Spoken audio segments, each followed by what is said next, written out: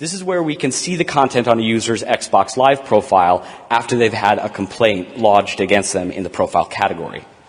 In addition, their avatar is displayed.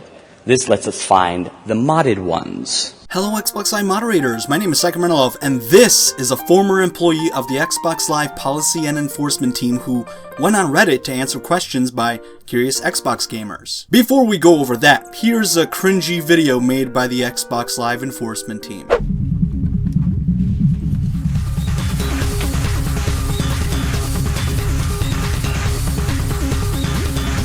This is the Xbox Live enforcement team. That is actually them partying in their office. So if you're wondering why your appeals don't work and why you're getting banned for no reason, this is why. Bring me someone to ban! You've got to be f***ing kidding me. This gentleman right here is Stephen Toulouse, or Stepto for short. A former Xbox Live enforcement manager who was part of Microsoft for 18 years before retiring in 2012. 10 years ago, he went on Reddit announcing his departure and answering any questions we had. Since no one knows any of the employees of Xbox Live Enforcement except the managers, let's see what the enforcement manager had to say. Greetings everyone, I left Microsoft last month after 18 years there. I worked in all manner of divisions at the company at all manner of levels. The most recent job was head of policy and enforcement for the Xbox Live service, but I also worked in a product support, computer code security, public relations, and more. A couple of notes for this AMA. I am still under a confidentiality agreement where questions come up against that I will try to answer as best as I can. You know, I like the second part that says, I am still under a confidentiality agreement. You see, the Xbox Live enforcement team is like the CIA. You're not allowed to tell anyone who you are. Your family can't know that you're in the CIA. Of course, there are exceptions, but you know what I mean. The next thing I'm about to say won't make sense, but like, bear with me. Okay, so you know how in the CIA you can never tell anyone you're in the CIA and even your fucking family isn't allowed to know?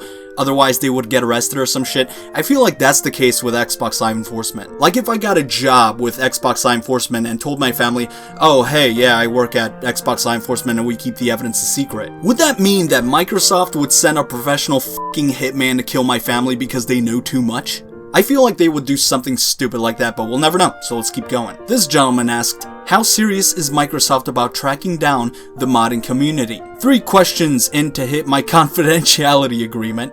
Well done, Reddit, that showed remarkable restraint. I can't answer your question with...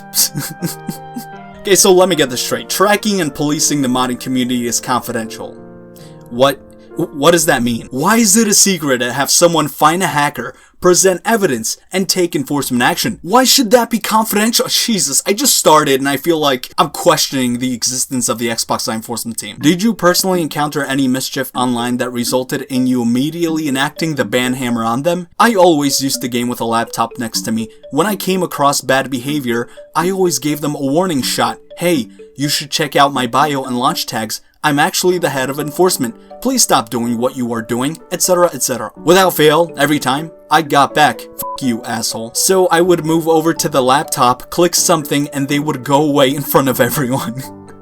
That's how it should be. But I'm pretty sure the majority of the Xbox Live player base knows the bad reputation of the enforcement team, so they don't take it seriously. If the enforcement team stuck to actually enforcing the code of conduct, I promise you, you wouldn't get a negative response. They would apologize instantly. That's what I think. For me personally, I don't involve myself in that type of stuff unless I have a video idea or I'm actually recording. Also, what's with the last fucking part where you said, I'm actually the head of enforcement? I thought enforcement was a secret. Like, you're not allowed to tell other Xbox gamers that you work for enforcement. So, did you break your own rules, or are you admitting to knowing that you can't get fired anymore? I worked for enforcement. I wonder. What's the most hilarious gamer tag that you had to ban? Testicular pain.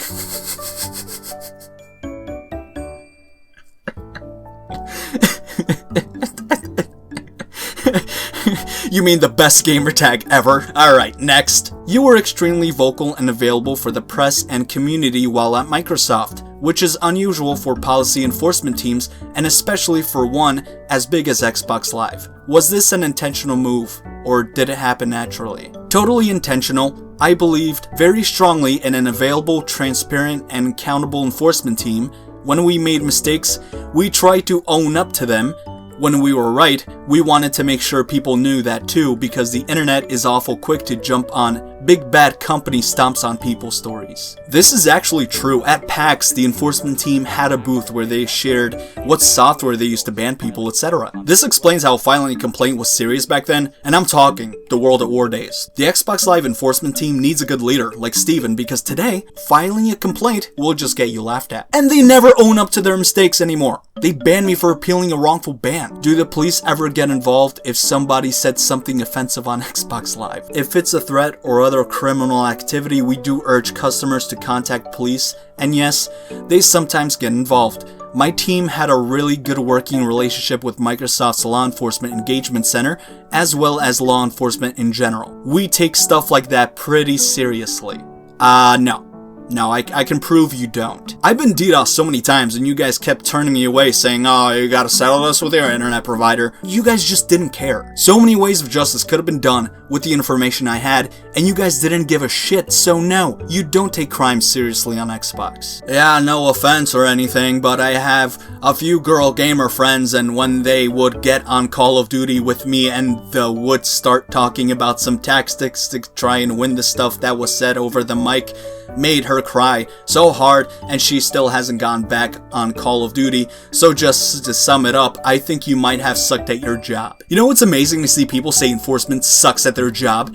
10 years ago! Be honest, dude. What do you think about the whole Lupo the Pro thing? Of course, Stephen never responded to that one, which pisses me off because this is like the most important question ever. I do not care what scientists have to say about the measurements of various quantities being relative to velocity or some shit like that. I do not care what Isaac Newton thought about the laws of gravity. I only care about Stephen's opinion about the Lupo thing, but of course, he never fully gives an opinion, which sucks because, like, this is the most important question in Xbox history. Why did you ban my gamer tags, Tig Besticles, Drowning in Cum, Halo was great, you were killed by drowning in cum?